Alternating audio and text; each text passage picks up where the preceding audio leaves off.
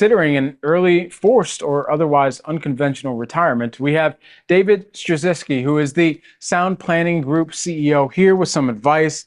David, good to have you on the program with us. You have 7 steps all people should consider before retirement. So do these change at all if you're retiring early? Well, there's 7 steps or 7 key areas financially that we need to be prepared. It doesn't matter what your age, what your retirement needs are. And so those steps are, number one, we need to plan for income, because if you fail to plan, you plan to fail. One of the big issues right now is that if your outgo exceeds your income, your upkeep's going to be your downfall. So we got to know what that burn rate is. And that a real key to that is also what you're going to do with your Social Security. So as an investment strategy, that's number 2. And so the strategies of today are very important. Now, a lot of people are looking at their 401k. Do you know you can roll that over to an individual retirement account, get perhaps better ideas on that? And so that's a really important idea. But let's not forget about tax diversification in the midst of strategy diversification. The big opportunity right now, Tax Cuts and Jobs Act 2.0 is here. And ultimately, tax diversification is key. Roth IRAs, there's 101 different ways of doing this.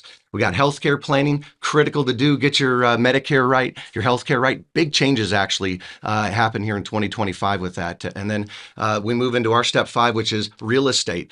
We need to have a plan for real estate. We need to have an understanding for our primary residence. Section 121 deductions. We could sell and offset $250,000 per person as capital gains. That's a really great idea for a lot of people that are entering into retirement. And then estate planning. Got to get your legal components of this right. And then, of course, our ongoing review and evaluation process is critical. So I don't know what people are doing in all 7 of those categories, but I can tell you this much.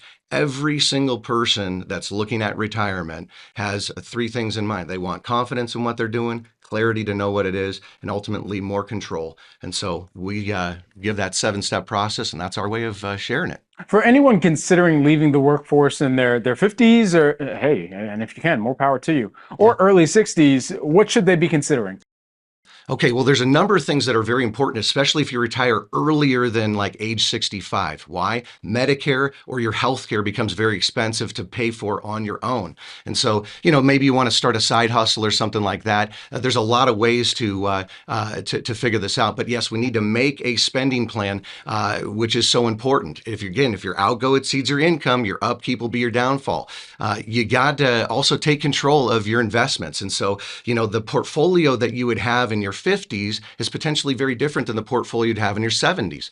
But if you're entering into retirement, actually they have more in common than you might think, because the goal here is that we ultimately need to create an income plan that is going to give us the most tax efficient withdrawal strategy. And so that is the key as people are looking before they leave. What about individuals who want to save aggressively and potentially even retire in their 30s?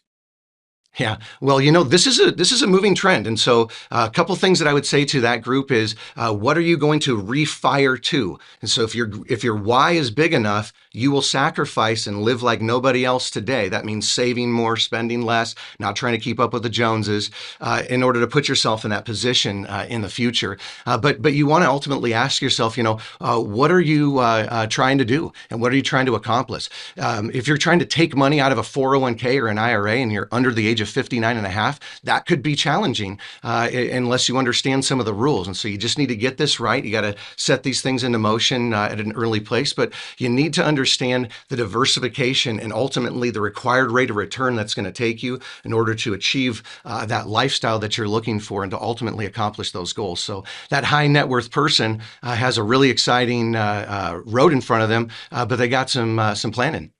And finally, for wealthy individuals who don't need an annual salary, do you recommend retirement? Well, there's a lot of people today, professionals, maybe in healthcare, usually key stakeholders that we see are working beyond maybe age 65 or something into their 70s. They have something to give back. So I think that people should do what makes them happy. If you have something to give back, like my father is an example, 71 years old, he's still giving back. My mom, 71 years old, still giving back. They could retire, but they choose to stay in the game because they get value from it. One thing I'll just note is that potentially for men, it's a little bit more challenging to make that transition from, hey, everyone says hi to you and looks up to you in the office. And then if you say you're not doing that role anymore and just go home. Maybe your wife doesn't, respond the same way. Kids don't respond the same way at home, and it feels a little different. So it could be a real culture shock as you go from the work life to that retirement. Every day's a Saturday, and this is my new people every day. And so I just think people should look before they leap. There's great books out there, great ways to prepare, but these 7 steps will help people as well. David, thanks for taking the time here with us with the retirement tips. Appreciate it. Hey, pleasure's mine, Brad. Thank you.